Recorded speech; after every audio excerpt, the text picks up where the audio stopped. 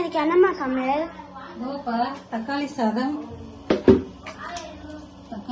சுட சுட இருக்கு.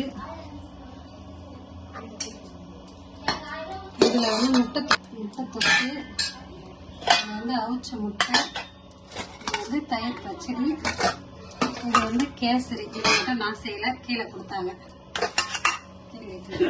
சாப்பாடு போடலாம்.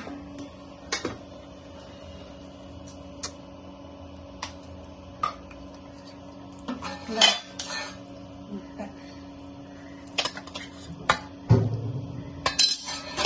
இது அவசியம் முட்டை கேட்பல, அதுக்காக தயிர் பச்சடிமா.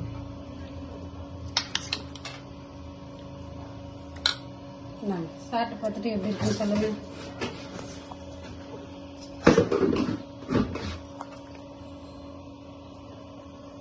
Okay okay ma'am.